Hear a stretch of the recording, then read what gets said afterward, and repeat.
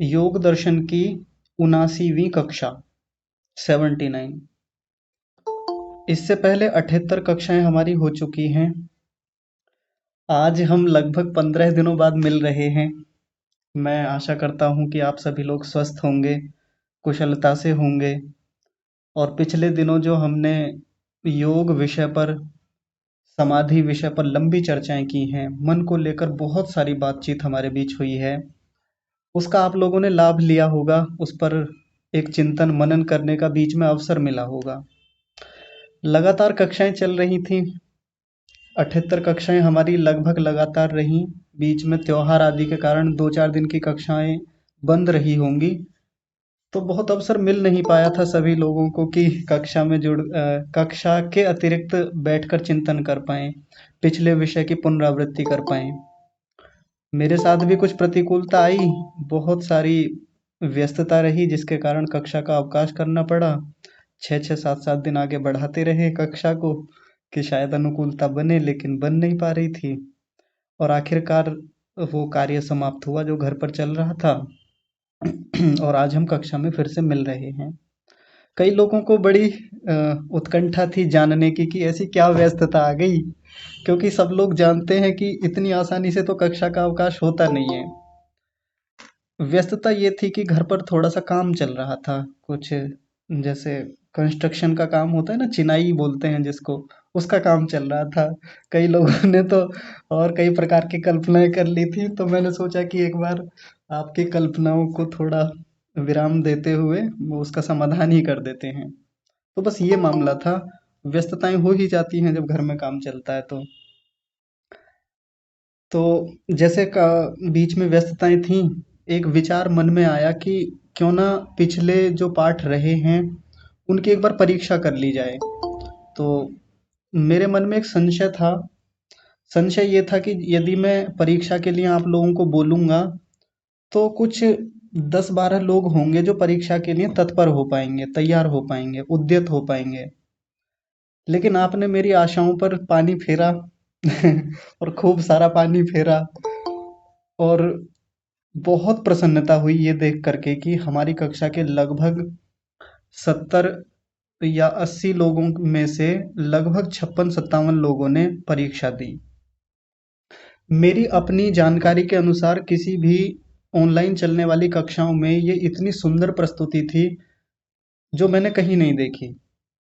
Offline कक्षाओं में लोग जाते हैं मजबूरी में, फीस देते हैं, या उनको कोई डिग्री चाहिए होती है, रिजल्ट चाहिए होता है, पुरस्कार चाहिए होते हैं, नंबर चाहिए होते हैं, तो वो उस उद्देश्य से ऑफलाइन परीक्षाएं देते हैं, ऑनलाइन भी देते हैं लोग। लेकिन आप लोगों ने इन सब चीज़ों की परवाह किए बिना, इन सब की कामना किए बिना, बस एक बार कहने मात्र से और केवल एक दिन का गैप बीच में दे देने मात्र से आपने उतने समय में तैयारी कर ली, परीक्षा भी दी। ये मेरे लिए बहुत खुशी की बात थी। कई रोचक बातें हैं परीक्षा को लेकर के, मैं आपको बताऊंगा। हमारी कक्षा में यदि हम सभी लोगों की औसत आयु देखें, तो लगभग औसत आयु 50 से 55 के बीच होगी। ज़्यादा भी हो सकती है मेरे अनुमान के हिसाब से। और ये आयु जो है, उसमें 70 80 तक भी लोग हैं, 80 की आयु तक वाले भी हैं। कलम चलती नहीं है उस आयु में, लिखने का अभ्यास रह नहीं जाता, स्मृति कमज़ोर हो जाती है, चीज़ें याद नहीं रह पाती हैं। लेकिन हमारी कक्षा के कई वरिष्ठ सदस्यों ने, जिनकी आयु बहुत अधिक हो गई है, अब इंद्रियां भी उतने अच्छे से काम नहीं कर रही हैं, लेकिन फिर भी परीक्षा देने का बड़ा सुंदर प्रयास किया। किसी ने एक पृष्ठ ही लिखा, किसी किसी ने बहुत कम लिखा, एक दो प्रश्नों का ही उत्तर दिया, लेकिन दिया। ये बड़ी खुशी की बात है। सामान्य बात नहीं मानता मैं इसको। यदि कोई और परीक्षा होती तो कई बार परीक्षा लेने वाला निराश हो जाता है कि ऐसे परीक्षा दी जाती है क्या, ये राइटिंग क्या थी आपकी। मैं भी कह सकता था, इस बारे में नाराज हो सकता था, लेकिन चूंकि मैं जानता हूँ सब लोगों की अपनी व्यस्तताएं भी हैं। कक्षा में कई माताएं ऐसी हैं जिनको 1 मिनट तक की भी फुर्सत नहीं होती कि वो अलग से बैठ करके कुछ पढ़ लें, रिवीजन कर लें। लेकिन अपने घर के कामों में से उन्होंने समय को निकाला, जल्दी जल्दी लिखा। कई लोग यात्राओं में थे, विदेश की यात्रा में थे, वहाँ से निवृत्त होकर के परीक्षा दी। समय का बड़ा ध्यान रखा। एक दिन जो दिया गया था पूरा सुबह 6 बजे से लेकर रात्रि 10 बजे तक उतने के बीच में रख दी। कुछ लोगों ने अगले दिन का समय मांगा तो उन्होंने अगले दिन भी भेजा, लेकिन भेजा। बहुत बहुत प्रसन्नता हुई मुझे तो। मैं अपने जो भीतर की प्रसन्नता है मैं उसको आप लोगों को बता भी नहीं सकता शब्दों से। मेरी अपेक्षाएं आपसे जितनी थी आपने उससे अधिक और योग्य और उत्तम रीति से प्रदर्शन किया। अब जब व्यस्तताएं मेरी जो थी वो परसों समाप्त हुई तो कल का दिन मुझे थोड़ा सा मिला। तो लगभग 16 लोगों की परीक्षा मैंने देखी जो उन्होंने उत्तर भेजे थे मेरे पास। अब सबकी समीक्षा करना, सबको बताना कि आपकी गलतियां कहाँ हैं, आपने कितना अच्छा प्रदर्शन किया, कितने अंक आपके आए, ये थोड़ा समय तो लगेगा मुझे बताने में सबको। तो फिर मैंने सोचा कि व्यक्तिगत तो आप सबको बताऊंगा, सबके नंबर तो मैं सार्वजनिक नहीं करूंगा कि सबके नंबर ग्रुप में डाल दूं या यहाँ बताऊं। नंबर बताने से होता क्या है कि जिन लोगों के कम नंबर हैं उनको थोड़ी निराशा हो जाएगी और उनको ये डर रहेगा कि मेरे नंबर पब्लिक क्यों कर दिए, मैं तो उतना अच्छा प्रदर्शन नहीं कर पाया या नहीं कर पाई, तो क्यों ये सार्वजनिक किया गया। निराशा होती है, कई बार दुखी हो जाते हैं। तो आपके नंबर ऐसे सार्वजनिक नहीं किए जाएंगे, आपको व्यक्तिगत मैं बताऊंगा जिसके जितने नंबर हैं। लेकिन ये जो परीक्षा हुई, इस परीक्षा का उद्देश्य क्या है पहले वो मैं आपके सामने रख दूं, फिर इस परीक्षा पर बात करेंगे, प्रश्न उत्तरों को देखेंगे। परीक्षा का उद्देश्य एक तो ये तो होता ही है, परीक्षक का दृष्टिकोण रहता ही है कि परीक्षा जो ली जा रही है एक बार ये देख लें, परीक्षण कर लें, जांच लें, टेस्ट ले लें विद्यार्थियों का कि पढ़ भी पा रहे हैं कि नहीं पढ़ पा रहे हैं, या पिछले दिनों जो इतनी ऊर्जा आप लोगों पर खर्च की वो बेकार तो नहीं गई। कहीं इधर से हम पढ़ाए जा रहे हैं, इधर से हमको लग रहा है कि हम तो बहुत अच्छा पढ़ा रहे हैं जी, हम तो बहुत अच्छे शिक्षक हैं, हम तो बहुत अच्छे प्रेजेंटेशन करने वाले हैं, लेकिन बात पहुंच नहीं रही है विद्यार्थियों तक, बात को समझ नहीं पा रहे हैं या उस पर चिंतन मनन बन नहीं पा रहा है, तो फिर कोई लाभ नहीं है पढ़ाने वाले का। एक तो ये उद्देश्य था मेरा, लेकिन इससे एक बड़ा उद्देश्य और भी था। ये तो एक सामान्य सा उद्देश्य था कि जिसको लेकर के एक जांच हो गई कि आप लोग पढ़ पा रहे हैं कि नहीं पढ़ पा रहे, चिंतन मनन कहाँ तक पहुंचा। दूसरा उद्देश्य व्यापक है, बड़ा है। दूसरा उद्देश्य क्या है जी? वो उद्देश्य है कि ये देखना कि पिछले दिनों जिन सिद्धांतों पर बात हुई सरल भाषा में, व्यावहारिक जीवन को लेकर के चर्चाएं रहीं, व्यावहारिक समस्याओं को लेकर हमारी बातचीत रही, ये जांचना था कि कहीं आप लोग उन बातों को जीवन में धारण कर पा रहे हैं, नहीं कर पा रहे, वो जीवन का हिस्सा बनी वो चीजें या नहीं बन पाई, योग हमारे जीवन में कितना उतरा, ये देखना था। हालांकि सारे प्रश्न जितने थे वो कंसेप्ट पर आधारित कम थे, वो फैक्ट्स पर आधारित ज्यादा थे। यानी अवधारणाएं कम पूछी गई कि ऐसा करेंगे तो क्या होगा, वैसा करने से क्या होता है, इसको कैसे करें, ये करें। ये होता है कंसेप्ट। और एक होता है फैक्ट, तथ्यों पर बात करना कि चित्त की भूमियाँ कितनी हैं, कौन कौन सी हैं, इसको बताइए। आत्मा के कौन कौन से गुण हैं, ये होते हैं फैक्ट। तो मेरे प्रश्न जो थे वो फैक्ट्स पर आधारित ज्यादा थे, क्योंकि अभी एक जांच करनी थी कि कितना आप लोग समझ पा रहे हैं चीजों को। लेकिन इतने प्रश्नों में भी ये तो पता चल ही गया होगा कि कितनी चीजें हम याद रख पा रहे हैं और कितना उनको अपने व्यावहारिक जीवन में उतार पा रहे हैं, क्योंकि जिन चीजों को याद ही नहीं रखेंगे वो व्यावहारिक जीवन का हिस्सा बनेंगे कैसे।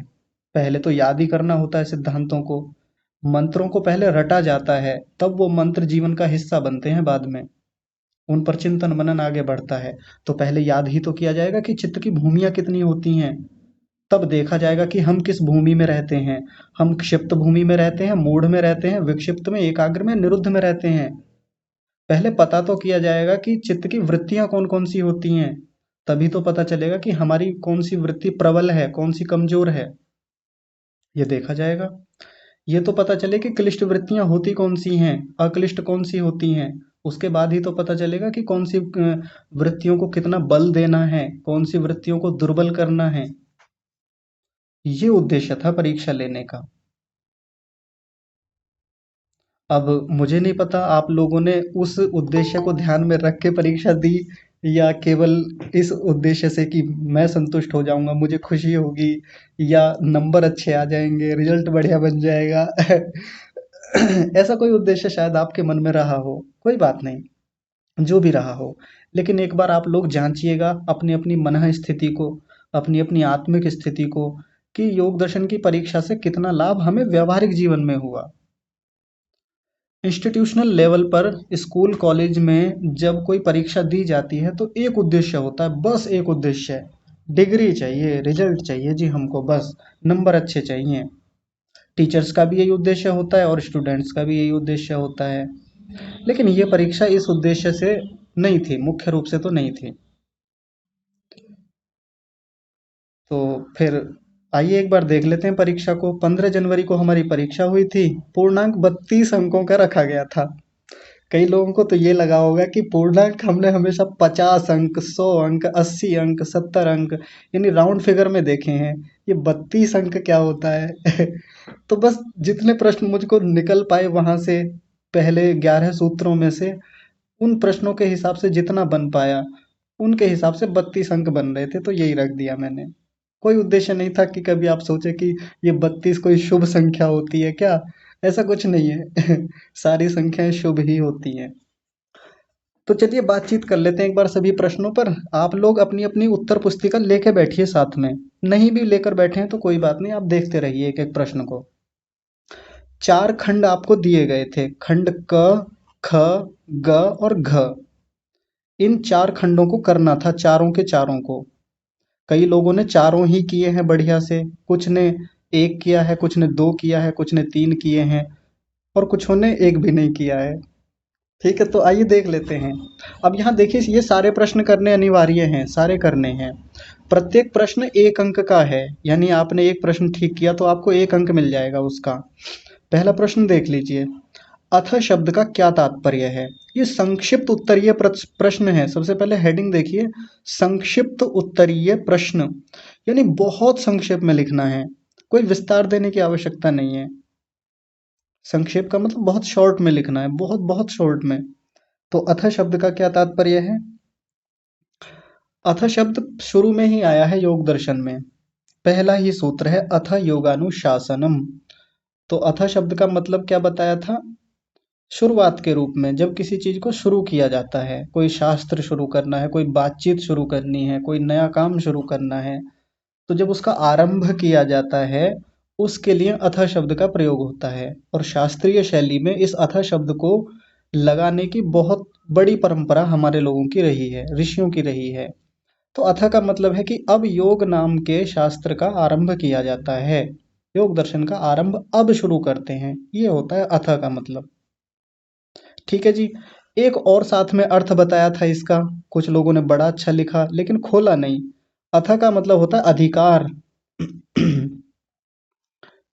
अधिकार, और अधिकार का मतलब क्या होता है कि जो विषय हम यहाँ रखेंगे, जिस विषय पर आगे बातचीत चलेगी, उसका अपना एक अधिकार क्षेत्र होगा, अधिकार होगा वहां पर। इस अधिकार के बाहर कोई बात नहीं करेंगे।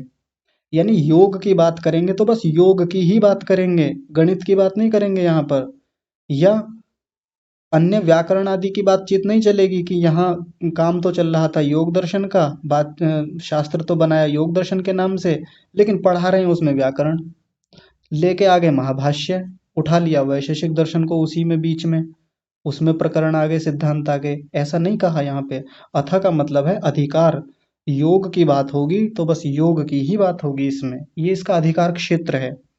इसका एक उदाहरण देते हुए आपको बताया था, जैसे किसी अधिकारी को एक अधिकार दिया जाता है, एक पावर दी जाती है कि आपका अधिकार क्षेत्र ये है, इतना, ये डिस्ट्रिक्ट जो है, इस जिले में आपकी तैनाती की जाती है, तो अब आप इससे बाहर जाके काम नहीं कर पाएंगे, आपको इस जिले में ही काम करना है, ये अधिकार का अर्थ होता है। तो अथ का मतलब भी वहां यही है। पहला प्रश्न हो गया, बहुत सारे लोगों ने बड़ा अच्छा उत्तर इसका दिया था अथ का। दूसरा प्रश्न भी 1 नंबर का है, अनुशासन। अनुशासन, अनुशासन शब्द से आप क्या समझते हैं? अनुशासन, वैसे तो कई लोगों ने लिखने का प्रयास किया, जिसको मैंने मना किया था पढ़ाते समय, बताते समय। मैंने मना किया था कि अनुशासन का ये मतलब बिल्कुल नहीं है जो हमको डिसिप्लिन बताया जाता है कि ऐसा डिसिप्लिन में रहिए, अनुशासन में रहिए, यहाँ बैठिए, सीधे होकर बैठिए, खाना अच्छे से खाते खाइए, लाइन में क्यों ठीक से नहीं खड़े होते हैं, पंक्ति में बैठिए, चप्पलें ठीक से लगाइए। ये अनुशासन समझते हैं ना हम लोग। लेकिन यहाँ ऐसे अनुशासन की बात नहीं है। कुछ लोगों ने लिखा कि अनुशासन का मतलब वो है कि इंद्रियों को नियंत्रित रखना।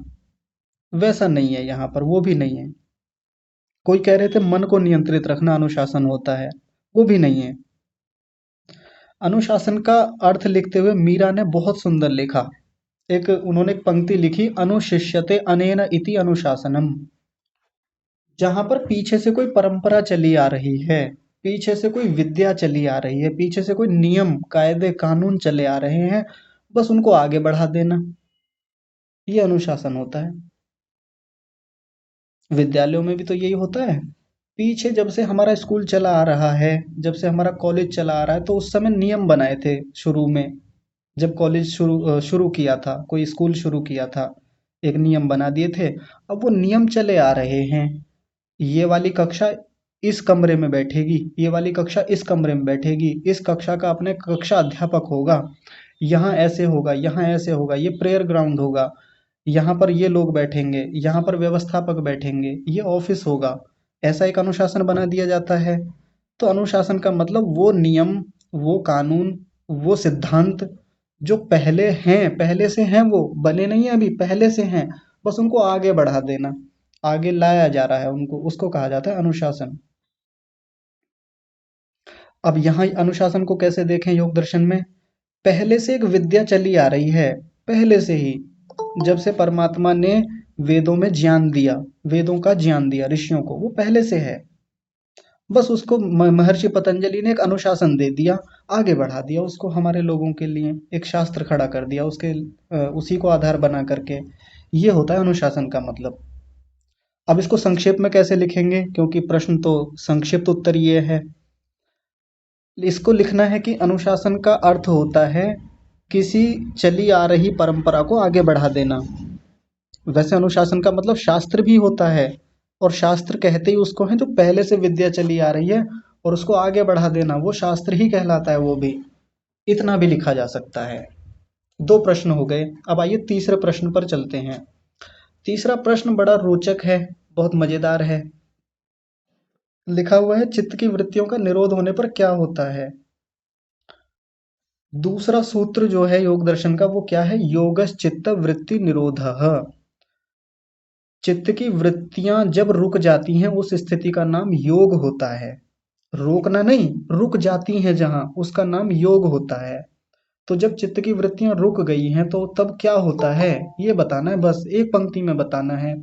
उसके लिए चौथा सूत्र, क्षमा कीजिए, तीसरा सूत्र लिखा महर्षि पतंजलि जी ने। क्या लिखा? तदा द्रष्टुः स्वरूपे वस्थानम। ऐसा हो जाने पर, जब चित्त की वृत्तियां रुक जाती हैं, पूरी तरह से निरोध हो गई, क्या हो जाती है? तो दृष्टा जो होता है, आत्मा जो होता है, अपने स्वरूप में स्थित हो जाता है, यानी अपने स्वरूप का बोध हो जाता है उसको। इतना लिखना है बस। और अपने स्वरूप का भी बोध हो जाता है, साथ में परमात्मा के भी स्वरूप का बोध हो जाता है। पहले संप्रज्ञात समाधि में खुद का बोध कर लेता है, और फिर असंप्रज्ञात में जब पूरी तरह से निरोध हो जाता है वृत्तियों का, तब परमात्मा का साक्षात्कार करता है, परमात्मा के स्वरूप में अवस्थित हो जाता है। इतना ही लिखना है।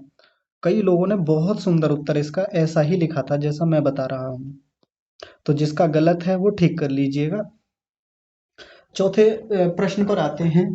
मजे की बात यह है, प्रश्न भी चौथा है और योग दर्शन में सूत्र भी चौथा है। मैंने सूत्र ही लिख दिया। वृत्तिसा रूप्यम मितरत्र, ये सूत्र है। इस सूत्र का संक्षेप में तात्पर्य लिखिए, इसका मतलब बताना है, मतलब क्या होता है। तो वृत्तिसा, वृत्ति सारूप्य, या वृत्ति, वृत्ति शब्द को अलग कीजिए और सारूप्यम को अलग कीजिए और इतरत्र को अलग कीजिए। इतरत्र का मतलब होता है इतर, योग से इतर, यानी समाधि से अलग जो स्थिति होती है, यानी व्यवहार काल जो होता है हमारा, उसमें जो जीवात्मा होता है कैसा होता है? वृत्ति सारूप्यम होता है, वृत्तियों के जैसा हो जाता है। वो अपने आप को वृत्तियों की तरह समझता है। भाई योग की अवस्था में तो वो अपने स्वरूप में स्थित होता है, तदा द्रष्टुः स्वरूपे अवस्थानम, अपने स्वरूप में स्थित होता है। लेकिन जब वो समाधि से लौट करके आता है, निरोध से अलग हटता है, तो फिर कैसा हो जाता है? जैसी वृत्तियां होती हैं वैसा ही खुद को महसूस करता है वो। हम करते हैं ना, अभी हम लोग सब कैसी स्थिति में है? इतर स्थिति में है। इतर योग में थोड़ी बैठे हैं हम लोग, योग में नहीं बैठे, अभी हम व्युत्थान दशा में बैठे हैं, व्यवहार काल में बैठे हैं। तो अभी जैसी हमारी चित्त की वृत्तियां हैं, आत्मा यानी हम वैसा ही महसूस कर रहे हैं अपने आप को। ये हमारे अपनी खुद की बात है। इस सूत्र को बड़ा विस्तार से वहां बताया गया था। तो आपको क्या लिखना है? आपको लिखना है कि योग से इतर अवस्था में, यानी निरोध से इतर अवस्था में, भिन्न अवस्था में जीवात्मा अपने आप को वृत्तियों जैसा अनुभव करता है, वृत्तियों जैसा हो जाता है वो। इतना ही लिखना है। तो मैं संक्षेप में भी बताऊंगा आपको, विस्तार से भी बताऊंगा। अब जितना लिखना होता है किसी प्रश्न के लिए, आपको तो उतना ही लिखना होगा। पांचवा प्रश्न है, संप्रज्ञात समाधि के प्रकारों के केवल नाम लिखिए। यहाँ केवल शब्द लिखा हुआ है, पूरा विस्तार नहीं करना। कई लोगों ने विस्तार कर दिया था। संप्रज्ञात समाधि के चार भेद होते हैं। पहला वितर्कानुगत संप्रज्ञात समाधि, इस समाधि में स्थूल भूतों का साक्षात्कार होता है। नहीं लिखना था, नाम लिखना है केवल। तो जितना पूछा जाता है उतना ही उत्तर देना चाहिए। अगर आप ये सोचेंगे कि आप उस उत्तर का विस्तार कर देंगे और परीक्षक खुश होकर आपको नंबर बढ़ा देगा, तो इतना दयालु नहीं होता परीक्षक। अगर आप अतिरिक्त उत्तर देंगे तो फिर नंबर काट लिया जाता है कई बार, यदि केवल न्याय की बात की जाए तो। संप्रज्ञात समाधि के केवल प्रकारों के नाम लिखने हैं। पहला प्रकार क्या होता है? वितर्क। मैं केवल नाम नाम बता देता हूं, आप उसके पीछे अ, अनुगत संप्रज्ञात समाधि लगा लीजिएगा। वितर्कानुगत संप्रज्ञात समाधि, ऐसे। तो पहला होता है वितर्क, दूसरा होता है विचार, तीसरा होता है आनंद, और चौथा होता है अस्मिता। इतना ही लिखना था। कई लोगों के नाम याद नहीं थे, तो किसी ने एक नाम लिख दिया, किसी ने दो लिख दिए, किसी ने तीन लिखे, और किसी ने चारों बढ़िया लिखे थे, अच्छे से लिखे थे। तो जो लोग नहीं लिख पाए, वो मेरे बोलने से लिख लें या पुस्तक में देख के लिख लीजिएगा, लेकिन याद कर लीजिए। याद कर लेंगे चीज़ों को तो फिर आगे सरलता रहेगी। जब हम ध्यान में बैठेंगे, जब हम इन सब चीज़ों का साक्षात्कार करेंगे। रटना केवल इसलिए थोड़ी है कि परीक्षा में नंबर अच्छे आ जाएं। इन सब चीज़ों को इसलिए भी रटना है क्योंकि जीवन का हिस्सा है, काम आएंगी ये सब चीज़ें ध्यान काल में, साधना काल में। बात समझ पा रहे होंगे आप। पहला प्रश्न, क्षमा कीजिए, पहला खंड हो गया है। दूसरे खंड पर आते हैं, ख खंड। अति लघु उत्तरीय प्रश्न। आप लोगों ने ज्यादातर देखा होगा जब कोई परीक्षा ली जाती है तो अति लघु उत्तरीय से शुरू होता है मामला। लेकिन मैंने कहाँ से शुरू किया था? संक्षिप्त उत्तरीय से। बहुत संक्षिप्त में उत्तर जिनका देना था, क्योंकि वो बड़े छोटे छोटे से प्रश्न थे। अब जो अति लघु हैं उनको प्रत्येक प्रश्न में दो दो नंबर का रखा था, दो दो अंक दिए जाएंगे उन पर। और यहाँ 5 प्रश्न दिए थे, आपको देख लीजिए। और इसमें से बस आपको 4 प्रश्न करने थे, कोई 4 प्रश्न हल कीजिए। यानी छूट थी आपको एक को छोड़ने की, जो आपको कठिन लगता है, लेकिन 4 करने अनिवार्य हैं इनमें से। तो आइए पांचों को देख लेते हैं। सबसे पहला प्रश्न है, योग दर्शन के अनुसार योग शब्द का क्या तात्पर्य है? अब देखिए, योग दर्शन के अनुसार लिखा हुआ है। इस प्रश्न पत्र को बनाते समय बहुत ध्यान रखा गया था एक एक चीज का। अगर मैं केवल लिख देता कि योग शब्द का क्या तात्पर्य है, तो कई लोग योग का मतलब जोड़ भी लिखाते हैं कि योग का मतलब जोड़ होता है, और लिखा कई लोगों ने, 2-3 लोगों ने लिखा है। उन्होंने लिख दिया कि योग का मतलब होता है जुड़ना, ईश्वर से जुड़ना, आत्मा को ईश्वर से जोड़ देना। और मना किया गया था जब पढ़ा रहे थे कि योग का मतलब जोड़ना, जुड़ना, ईश्वर से जुड़ जाना, ईश्वर के साथ संयुक्त हो जाना। कहीं नहीं है पूरे योग दर्शन में ये बात। योग का मतलब जुड़ना गणित में होता है या बाकी चीजों में होता है, लेकिन योग दर्शन में योग का मतलब जुड़ना बिल्कुल नहीं है। यहाँ योग शब्द का क्या तात्पर्य है? समाधि। सीधा लिखा हुआ है, योग समाधि ही, ऐसे लिखा हुआ है। योग का मतलब समाधि, बस इतना। लेकिन 2 अंकों का प्रश्न है, इतने से तो काम नहीं चलेगा। अब सभी लोग समझ लें, कई कक्षा में बड़े लोग हैं जो अध्यापक भी हैं, प्रोफेसर तक हैं कक्षा में, मैं सबके लिए कहूँगा।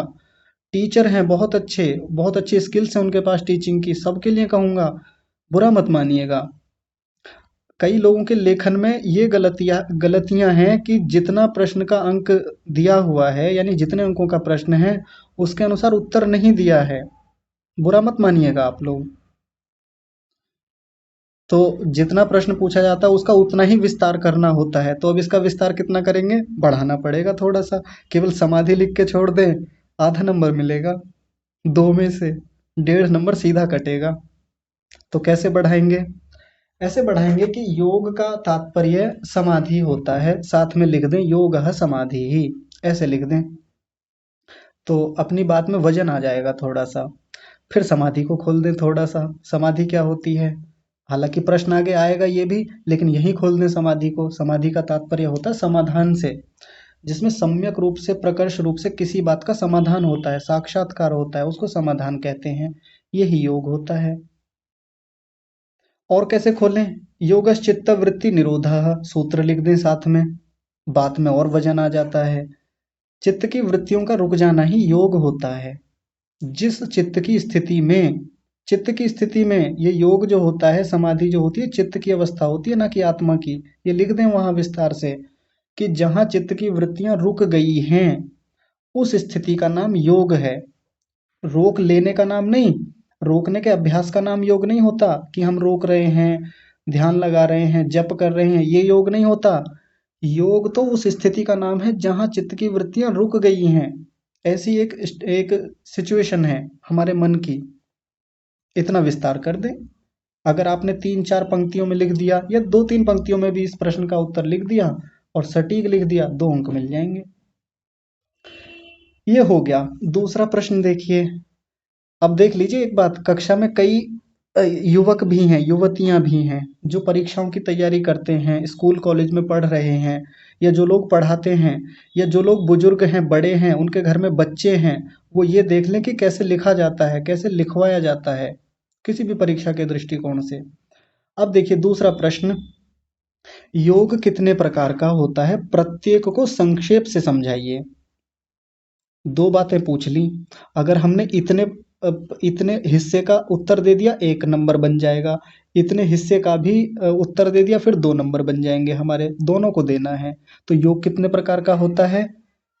अब कई लोगों ने बहुत गलती कर दी, जो कभी बताई ही नहीं गई वो गलती की है, जितना मैंने अभी तक देखा है आपके जो उत्तर पुस्तिकाएं हैं उनको। कई लोगों ने लिख दिया कि योग 8 प्रकार का होता है। कौन कौन सा? यम, नियम, आसन, प्राणायाम, प्रत्याहार, धारणा, ध्यान, समाधि। कई लोगों ने 7 प्रकार का लिखा है, समाधि को छोड़ दिया, और यम, नियम, आसन, प्राणायाम, प्रत्याहार, धारणा, ध्यान तक इतना लिख के छोड़ दिया। ये तो कभी बताया ही नहीं गया कक्षा में, और ना इसकी चर्चा पिछले 30 सूत्रों तक आई है। 30-31 सूत्रों में कहीं ये बात नहीं आई कि योग 7 प्रकार का, 8 प्रकार का होता है। योग कितने प्रकार का होता है? 2 प्रकार का होता है केवल। कौन कौन सा होता है? एक तो संप्रज्ञात योग और दूसरा असंप्रज्ञात योग, या संप्रज्ञात समाधि कह लें, असंप्रज्ञात समाधि कह लें। 2 प्रकार का ही तो होता है। अब लिखा प्रत्येक को संक्षेप से समझाइए, यानी संप्रज्ञात को भी समझाना होगा और असंप्रज्ञात को भी समझाना होगा। कैसे समझाएंगे? संप्रज्ञात योग का तात्पर्य है चित्त की एकाग्र अवस्था का नाम संप्रज्ञात योग होता है। जब चित्त में एकाग्रता ऊंचे स्तर की होती है उसको संप्रज्ञात योग कहा जाता है। और इस अवस्था में पंच महाभूतों का, इंद्रियों का, पंच तन्मात्राओं का और आत्मा, इन सब का साक्षात्कार होता है। ये हो गया संप्रज्ञात योग के विषय में संक्षेप से वर्णन। अब असंप्रज्ञात योग क्या है, यानी असंप्रज्ञात समाधि क्या है? तो असंप्रज्ञात योग का मतलब होता है चित्त की निरोध अवस्था, जहाँ चित्त की सब वृत्तियां रुक गई हैं, जहाँ परमात्मा का साक्षात्कार होता है, वो असंप्रज्ञात योग होता है। इतना ही लिखना है बस, 2-3 पंक्तियों में। पहले इतने हिस्से का उत्तर, फिर इतने हिस्से का उत्तर लिखा जाता है। 2 प्रश्न हो गए। एक छोटी सी बात मैं आप लोगों को यहाँ बता देता हूँ, देखिए। अगर हम योग मार्ग पर बढ़ रहे हैं तो हमारी न केवल मानसिक स्थिति अच्छी होनी चाहिए, हमारा इंटरनल मैनेजमेंट अच्छा होना चाहिए, बल्कि हमारी प्रेजेंटेशन किसी भी फील्ड में हो, कहीं भी हम विद्यार्थी हैं वहाँ भी हमारी प्रेजेंटेशन अच्छी होनी चाहिए। हम कहीं कंप्यूटर पर बैठकर काम कर रहे हैं वहाँ भी प्रेजेंटेशन अच्छी हो। हम एक घर में माता हैं तो वहाँ भोजन बनाते समय हमारी प्रेजेंटेशन, हमारा जो आउटपुट है वो अच्छा होना चाहिए। कई लोगों को प्रश्न लिखना ही नहीं आता। उन्होंने लिखा प्रश्न एक, खंड का कोई पता नहीं कौन से खंड का कौन सा प्रश्न है, उसी के नीचे तीसरा डाल दिया। या संप्रज्ञात योग के प्रकार लिख रहे हैं, यहीं एक के आगे एक लिखा, इसी के आगे दो लिखा, कभी दो यहाँ लिख दिया। तो यही समझ में नहीं आ रहा कि ये उसी प्रश्न का हिस्सा है कि अगला प्रश्न शुरू हो गया यहाँ से। बात समझ पा रहे होंगे आप। यानी जब हम हेडिंग बना रहे हैं, जब हम किसी खंड को लिख रहे हैं, खंड संख्या डालें वहाँ विधिवत कि खंड ख चल रहा है और खंड ख का प्रश्न संख्या एक चल रही है, दो चल रही है, ऐसे करके लिखें ताकि जांचने वाले को ये पता तो चल जाए कि भाई प्रश्न का दिया कौन से का उत्तर है। ऐसे लिखा जाता है। ये बात आपको विशेष रूप से बतानी थी। चलिए आगे देखिए। अब एक तीसरा प्रश्न है, एकमेव दर्शनम ख्यातिरेव दर्शनम, इस पंक्ति का क्या तात्पर्य है। ये प्रश्न 2 अंकों में दिया गया। अगर आप इसका एक पंक्ति में भी उत्तर दे देंगे तो 2 नंबर मिल जाएंगे, क्योंकि पंक्ति बहुत महत्वपूर्ण है। अच्छा, कई लोग लिखने में लगे हुए हैं, लिखना छोड़िए, कुछ लोग अभी भेज रहे हैं मुझको, मत भेजिए, बस सुन लीजिए ध्यान से। एक अच्छे विद्यार्थी की ये भी पहचान होती है कि जब कोई बात बताई जाती है तो उस समय कलम का उपयोग कम और कानों का उपयोग अधिक होना चाहिए। ठीक है जी, कलम चलाइए, कोई बात नहीं, लिखा भी जाता है, जो चीज़ें लिखने वाली होती हैं लिख लीजिए, लेकिन सुन अधिक लीजिए। देखिए,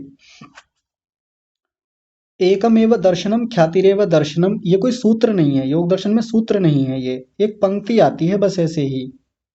संभवतः चौथे सूत्र में है, वृत्ति सारूप्यम इतरत्र में।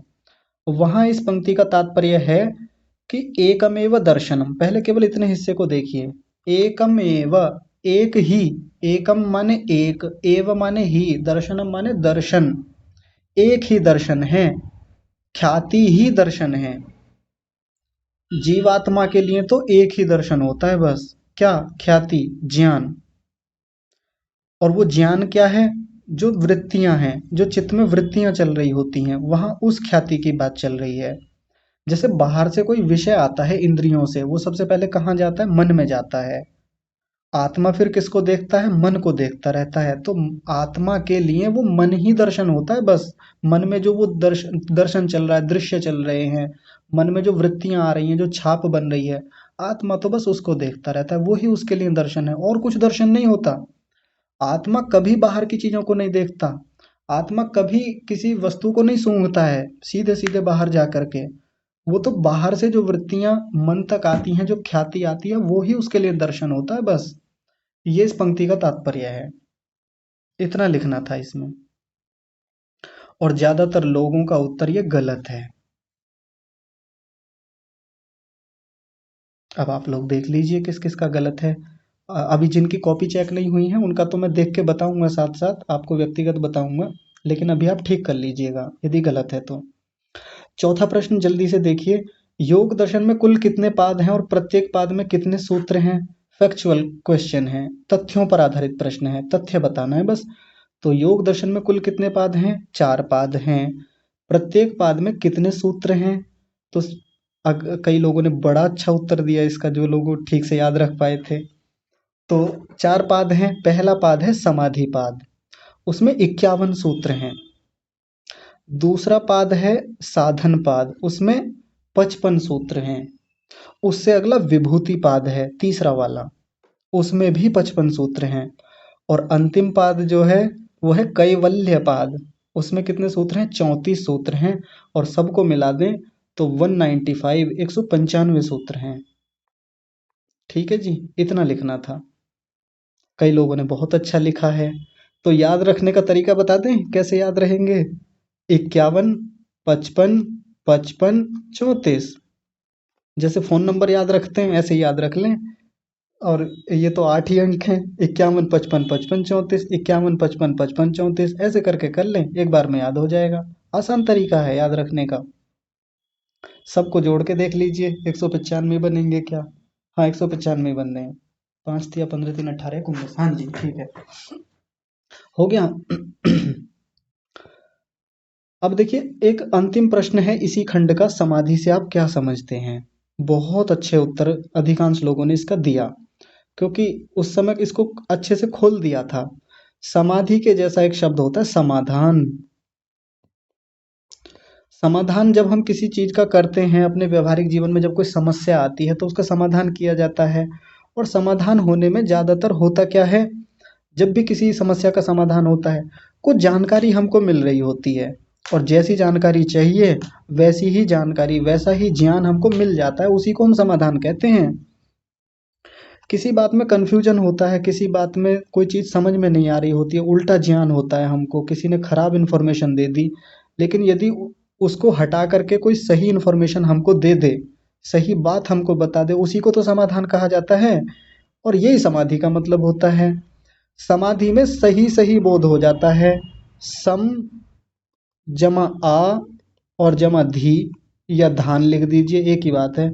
सम माने सम्यक रूप से, अच्छी प्रकार से। आप का मतलब होता है असमंतात, प्रकर्ष रूपेण, यानी भरपूर मात्रा में। और धी या धान का मतलब होता है ज्ञान हो जाना, बोध हो जाना, पता चल जाना, प्राप्त हो जाना। तो जिस स्थिति में अच्छी प्रकार से, यानी क्वालिटी के रूप में, यानी क्वांटिटी के रूप में, भरपूर मात्रा में, धी ध्यान हो जाए, आधान हो जाए, प्राप्ति हो जाए, उसको समाधि कहा जाता है। इतना ही लिखना था इसमें। समझ पा रहे हैं समाधि का मतलब क्या होता है? समाधि। और देखिए और कैसे लिखना है, यदि और गंभीरता में जाके लिखना है, ये तो एक सरल भाषा में हो गया। जब हम किसी सामान्य व्यक्ति को समाधि समझाते हैं तो ऐसे ही समझाया जाता है, लेकिन आप लोग तो गंभीर लोग हैं। आप में से कई लोग बहुत गंभीरता से शब्दशः लिखते हैं, तो फिर समाधि को कैसे लिखेंगे? जैसा लिखा हुआ है, जैसा महर्षि व्यास जी ने खोला है। उन्होंने क्या खोला है? समाधि चित्त का एक धर्म है। धर्म मतलब एक विशेषता है, एक स्थिति है। समाधि चित्त की एक स्थिति का नाम है। अलग अलग स्थितियां बदलती रहती हैं हमारे मन की, अलग अलग स्थितियों में मन डोलता रहता है, आता जाता रहता है। तो बस उसी स्थिति का नाम समाधि है। कभी कम समय के लिए समाधान हो पाता है, कभी लंबा समाधान होता है, कभी बहुत अच्छा समाधान होता है। यही समाधि है। तो समाधि ईंट गारे सीमेंट से बनी हुई किसी मजार का नाम नहीं है। समाधि तो चित्त में होने वाले समाधान का नाम है। इतना सा मतलब होता है समाधि का। अब बात क्लियर हो पा रही होगी? ठीक है, चलिए आगे चलते हैं। ये और खंड देख लेते हैं, यदि आज बचेगा तो फिर बाकी को कल देख लेंगे। खंड ग, लघु उत्तरीय प्रश्न। ये पहले वालों से थोड़ा बड़ा लिखना है। नाम तो लघु है, लेकिन पहला वाला तो अति लघु था, तो उससे थोड़ा बढ़ा के लिखना है। प्रत्येक प्रश्न के लिए यहाँ पर 3 अंक दिए जाएंगे आपको, और कोई 3 प्रश्न हल करने हैं। 4 दे रखे हैं, 4 में से 3 करने हैं। इसका मतलब क्या हुआ? एक छोड़ सकते हैं आप, कोई सा भी। तो देखिए, सबसे पहला प्रश्न बहुत शानदार प्रश्न है, जिसका अधिकांश लोगों ने उत्तर अच्छा नहीं लिखा। मतलब जो मुझे अपेक्षा थी वैसा आया नहीं, लेकिन बहुत महत्वपूर्ण प्रश्न है। प्रश्न क्या है एक बार देख लीजिए। चित्त के त्रिगुणात्मक स्वरूप का वर्णन कीजिए, पहली बात हो गई। दूसरी बात क्या है? साथ ही यह भी बताइए कि प्रत्येक गुण से युक्त व्यक्ति के लक्षण क्या होते हैं। दूसरा प्रश्न इसी में जोड़ दिया। सबसे पहला इसको देखते हैं, चित्त का त्रिगुणात्मक स्वरूप कैसा होता है, यानी चित्त बना किन किन गुणों से मिलके है। तो सबसे पहला सत्व गुण होता है, सत्व गुण। दूसरा रजोगुण होता है। मेरी राइटिंग ऐसी है, आप थोड़ा मैनेज कीजिएगा। तीसरा है तमोगुण। हमारा चित्त 3 गुणों से मिलकर बना हुआ होता है, सत्वगुण, रजोगुण और तमोगुण। इतना ही लिखना है अभी शुरू में तो। सत्वगुण के बारे में और क्या लिखना है, रजोगुण के बारे में और तमोगुण के बारे में क्या लिखना है। सत्वगुण का तात्पर्य है प्रकाशशीलता से, प्रकाशशीलता। कई लोगों ने लिखा आनंद, मुझे जितना याद है। नहीं होता, गलत लिखा है आपने, प्रकाशशीलता। आनंद वानंद की कोई बात ही नहीं होती इसमें। रजोगुण का मतलब होता है क्रियाशीलता या चंचलता। कुछ लोगों ने इनके और भी नाम लिखे हैं योग दर्शन के अनुसार, वो भी लिख सकते हैं, बहुत बढ़िया है वो भी। और तमोगुण का मतलब होता है स्थिरता से या जड़ता से। योग दर्शन में क्या नाम दिए हैं, प्रख्या। प्रख्या शब्द आपने सुना होगा। क्रियाशीलता के लिए वहां एक शब्द दे रखा है प्रवृत्ति। प्रख्या, प्रवृत्ति, स्थिति। और तमोगुण के लिए शब्द दिया वहां पर स्थिति। तो हमारा चित्त इन 3 स्थितियों वाला होता है। ये चित्त का त्रिगुणात्मक स्वरूप है, 3 गुणों से युक्त स्वरूप। यानी चित्त में प्रकाशशीलता भी होती है, चित्त में क्रियाशीलता भी होती है, और चित्त में स्थिरता, स्थिति भी होती है, जड़ता होती है, ठहरा हुआ भी होता है हमारा चित्त। ऐसा नहीं कि हमेशा चंचलता में ही रहता है। हमारे चित्त में प्रकाशशीलता भी रहती है, ज्ञान कराता रहता है हमेशा हमको। ये लिखना था इसमें। यहाँ प्रख्या का मतलब प्रकाशशीलता से ही है, प्रवृत्ति का मतलब क्रियाशीलता से है, चंचलता से है, और स्थिति का मतलब स्थिरता से है, जड़ता से है। जब हमारे चित्त में सत्वगुण अधिक होता है, अब देखिए प्रश्न के दूसरे अंश पर आ जाइए तो साथ में इसका उत्तर यही हो जाएगा। साथ ही यह भी बताइए कि प्रत्येक गुण से युक्त व्यक्ति के लक्षण क्या होते हैं।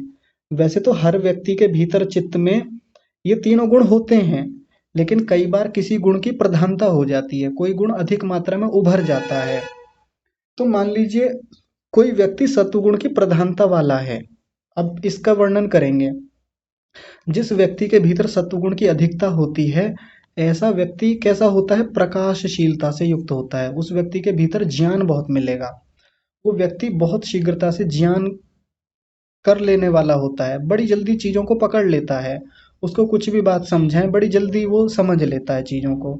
ये होता है सत्वगुण का लक्षण, सत्वगुण से युक्त व्यक्ति का लक्षण, या कहें चित्त का लक्षण।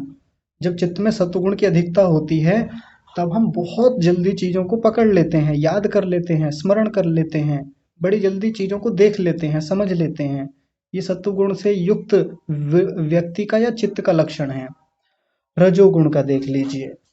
क्रियाशीलता। जब व्यक्ति के भीतर रजोगुण की स्थिति बढ़ती है, तो ऐसे में क्रियाशीलता बहुत बढ़ जाती है, हमारे चित्त में चंचलता बढ़ जाती है। व्यक्ति किसी विषय पर ठहरना चाहता है, किसी विषय को स्थिरता से सुनना, समझना, सीखना चाहता है, नहीं समझ पाता। बहुत क्रियाशीलता बन गई है भीतर। लेकिन ये क्रियाशीलता हमेशा बुरी थोड़ी होती है, अच्छी भी तो होती है।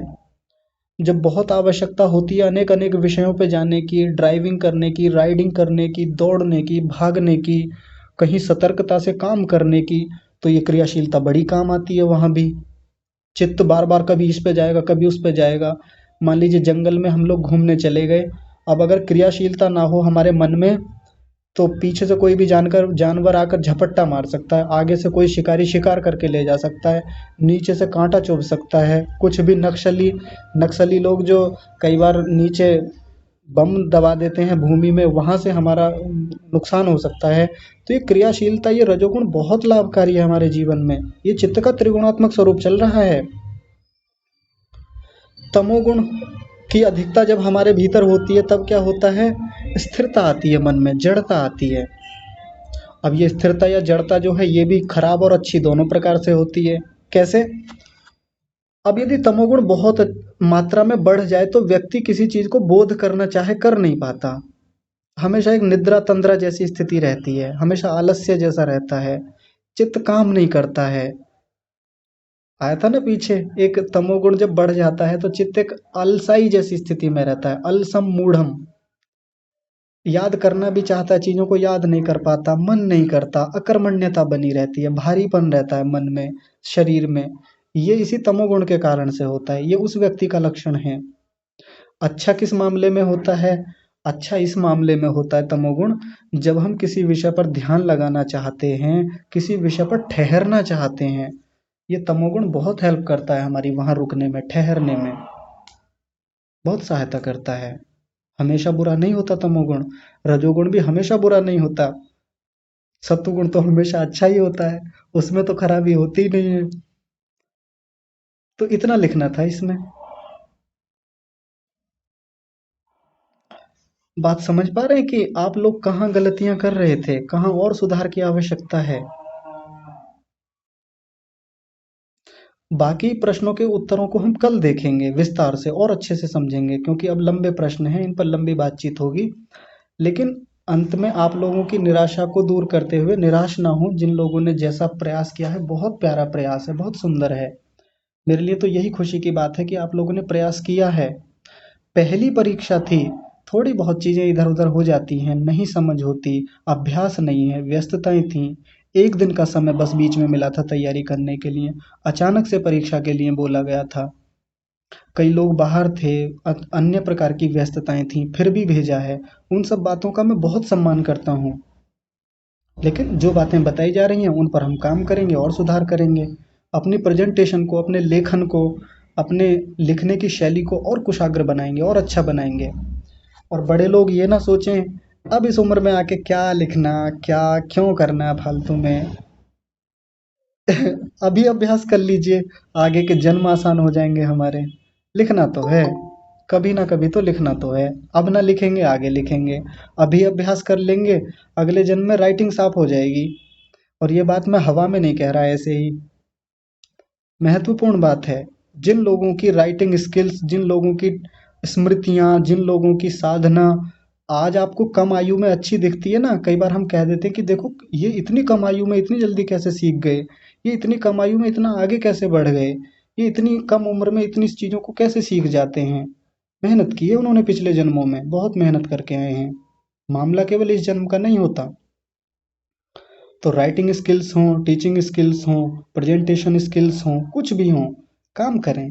ज़्यादा नहीं होगा, कम तो होगा, 100% ना हो, 50% होगा, 20 या जो भी 15% भी होगा, 10% भी होगा, करने का प्रयास करेंगे। तो आप सभी के लिए बहुत सारी शुभकामनाएं हैं। आज की कक्षा को विराम देते हैं, मिलते हैं कल बाकी प्रश्नों के उत्तरों के साथ। आप सभी का बहुत सारा धन्यवाद, और विशेष धन्यवाद परमात्मा का, जिन्होंने हमको इतनी सारी उत्तम व्यवस्थाएं दी। आज की कक्षा को यहीं विराम। आप सभी को सादर प्रणाम।